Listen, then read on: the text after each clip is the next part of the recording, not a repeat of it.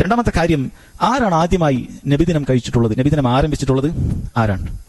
യഥാർത്ഥത്തിൽ 4-ാം നൂറ്റാണ്ടിൽ ഹിജ്റ 360 റാഫിളുകളിൽപ്പെട്ട, റാഫിളുകൾ എന്ന് പറഞ്ഞാൽ ഇസ്ലാമിലേക്ക് ചേർത്തി പറയുന്ന കക്ഷികളിൽ ഏറ്റവും മികച്ച കക്ഷികളാണ് റാഫിളുകൾ എന്ന് പറയുന്നത്. നബി സല്ലല്ലാഹു അലൈഹി വസല്ലമയുടെ സഹാബികളെല്ലാം കാഫിറാണ്. ഏതാനും തുലോം സഹാബികൾ, വിരലിൽ എണ്ണാവുന്ന സഹാബികൾ ഒഴികെ ബാക്കി എല്ലാവരും മുർത്തദ്ദായി പോയിട്ടുണ്ട്. അതുകൊണ്ട് അവരുടെ ഹദീസുകളൊന്നും സ്വീകരിക്കാൻ സാധിക്കുകയില്ല എന്ന് പറയുന്ന നബി സല്ലല്ലാഹു അലൈഹി വസല്ലമയുടെ ഭാര്യ നമ്മുടെ ആയിഷ റളിയല്ലാഹു അൻഹ, അവർക്ക് വ്യഭിചാരം സംഭവിച്ചിട്ടുണ്ട് എന്ന് പറഞ്ഞ് അവരെ ലഅനത്ത് ചൊല്ലുന്ന അബൂബക്കറിന്റെയും ഉമറിന്റെയും റളിയല്ലാഹു അൻഹുമ, അവരുടെ പേര് കേൾക്കുമ്പോൾ ലഅനത്തുല്ലാഹി അലൈഹിമ എന്ന് പറയുന്ന റാഫിളകൾ. ആ റാഫിളകളാണ് അവരുടെ കൂട്ടത്തിലുള്ള ഉബൈദിയാക്കൾ എന്നറിയപ്പെടുന്ന, അവർ ഫാത്തിമിയാക്കൾ എന്ന പേര് സ്വീകരിച്ചിരുന്നു. നബി സല്ലല്ലാഹു അലൈഹി വസല്ലമയുടെ പുത്രിയുടെ പേര്, അതുമായി യാതൊരു ബന്ധവും അവർക്കില്ല. ഈ ഉബൈദിയാക്കൾ ആരാണ്, അവരുടെ അഖീദ എന്താണ് എന്നത് പണ്ഡിതന്മാർ ചർച്ച ചെയ്തിട്ടുണ്ട്. ചിലർ പറഞ്ഞത് അവർ മതനിരാസകരാണ്, ഇസ്ലാമുമായിട്ട് യാതൊരു ബന്ധമൊന്നുമില്ല, വെറുതെ ഇസ്ലാമിന്റെ കുപ്പായത്തിൽ ഒരുപാട് കാര്യങ്ങൾ കടത്തിക്കൂട്ടാൻ വേണ്ടി വന്ന ഒരു വിഭാഗമായിരുന്നു അവർ എന്നാണ് അഭിപ്രായം. അത്തരത്തിലുള്ള വളരെ പിഴച്ച റാഫിളയാക്കളാണ് 4-ാം നൂറ്റാണ്ടിൽ ഹിജ്റ 360 കൊണ്ടുവന്നിട്ടുള്ളത് എന്നാണ്. എന്നാൽ ചില പണ്ഡിതന്മാർ ഇങ്ങനെ അഭിപ്രായപ്പെട്ടതും കാണാം.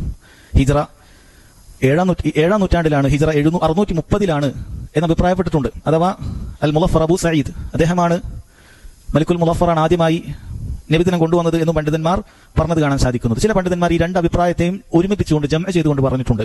അതിപ്രകാരമാണ് ആദ്യമായി ചരിത്രത്തിൽ കൊണ്ടുവരുന്നത് റാഫിളിയാക്കളാണ്. അത് ഈ പറഞ്ഞതുപോലെ ഹിജ്റ 360 തന്നെ കൊണ്ടുവന്നത് റാഫിളിയാക്കളായതിനാൽ അഹ്ലുൽ സുന്നത്തി വൽ ജമാഅത്തിൽപ്പെട്ട, അതായത് ഷിയാക്കളല്ലാത്ത ആരും അതിലേക്ക് തിരിഞ്ഞുപോലും നോക്കിയിട്ടില്ല.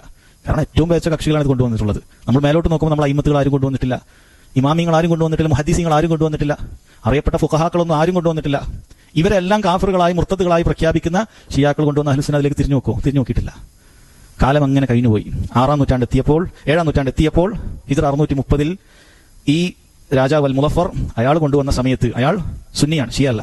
അതുകൊണ്ട് തന്നെ അയാൾ കൊണ്ടുവന്ന സമയത്ത് പിൽക്കാലത്ത് സുന്നികളെന്ന പദ ഷിയാക്കളല്ലാത്ത ആളുകളിലേക്ക് ഇതിന്റെ ചെറിയ ചെറിയ രൂപത്തിലുള്ള സ്വാധീനമുണ്ടായി. അപ്പൊ അത് നല്ല പ്രകടമാകുന്ന രൂപത്തിലേക്ക് കൊണ്ടുവന്നിട്ടുള്ളത് 7-ാം നൂറ്റാണ്ടിലാണ് എന്ന് കാണാൻ സാധിക്കും. ഇത് രണ്ടിൽ നിന്നും നമുക്ക് മനസ്സിലാക്കാൻ സാധിക്കുന്ന കാര്യം എന്താണ്? ഏതായാലും ആദ്യത്തെ 3 ഉത്തമ നൂറ്റാണ്ടിൽ നബി സല്ലല്ലാഹു അലൈഹി വസല്ലം പറഞ്ഞ ഖൈറുന്നാസി ഖർനി സുമ്മല്ലദീന യലൂനഹും എന്ന് പറഞ്ഞ, അഥവാ ഏറ്റവും നല്ല നൂറ്റാണ്ട് എന്റെ നൂറ്റാണ്ടാണ്.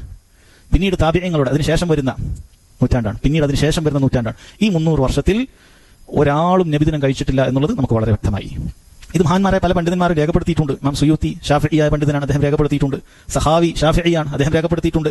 ഇബ്നു ഹജർ ഷാഫിഈയാണ്, അദ്ദേഹം രേഖപ്പെടുത്തിയിട്ടുണ്ട്. ഫാക്കിഹാനി മാലിക്കിയാണ്, ഇവരൊക്കെ ഇത് രേഖപ്പെടുത്തിയിട്ടുണ്ട്. അഥവാ ഖൈറുൽ ഖുറൂൻ ഇത് ആഘോഷിച്ചിട്ടില്ല, അവർക്ക് ഇത് അറിയുക പോലുമില്ല. നബി സല്ലല്ലാഹു അലൈഹി വസല്ലമയുടെ ജന്മദിനം ഇന്നതാണ് എന്ന് പറഞ്ഞ് അവരൊന്നും തന്നെ നടത്തിയിട്ടില്ല എന്ന് കാണാൻ സാധിക്കും. അപ്പോൾ ചിന്തിച്ചു നോക്കൂ, സ്വശരീരത്തെക്കാൾ നബി സല്ലല്ലാഹു അലൈഹി വസല്ലമയെ ഇഷ്ടപ്പെട്ട സഹാബികൾ അവിടുത്തെ മൊഴിമുത്തുകൾ, ഹദീസുകൾ ശേഖരിക്കാൻ വേണ്ടി രക്തം ഛർദ്ദിച്ചിട്ട് വരെ, ഭക്ഷണമില്ല, വെള്ളമില്ല, യാത്ര, അങ്ങനെ യാത്ര ചെയ്തൊരു ഹദീസിന്റെ റിവായത്ത് കിട്ടുന്നതിന് വേണ്ടി, ഉന്നതമായ സനദ് കിട്ടുന്നതിന് വേണ്ടി യാത്ര ചെയ്തിട്ടുള്ള മുഹദ്ദിസുകൾ ആരും അവിടുത്തെ മഹബ്ബത്ത് കാരണത്താൽ ഒരു നബിദിനവും ആചരിച്ചിട്ടില്ല. ഇവർ പറയാറുണ്ട്, ഇമാം മാലിക് റഹിമഹുള്ളയെ പുകഴ്ത്തി പറയുന്നത് എടുത്തു കേട്ട്, ഇമാം മാലിക് റഹിമഹുള്ള അദ്ദേഹം നബി സല്ലല്ലാഹു അലൈഹി വസല്ലമയുടെ ആസാറുകൾ വിട്ട് കൊടുക്കാൻ, ആസാറുകൾ ഒഴിവായി പോകാതിരിക്കാൻ അദ്ദേഹം മദീന വിട്ട് പോകാറില്ലായിരുന്നു എന്നാണ്. ശരി, അദ്ദേഹം ആചരിച്ചിട്ടുണ്ടോ? ഇല്ല.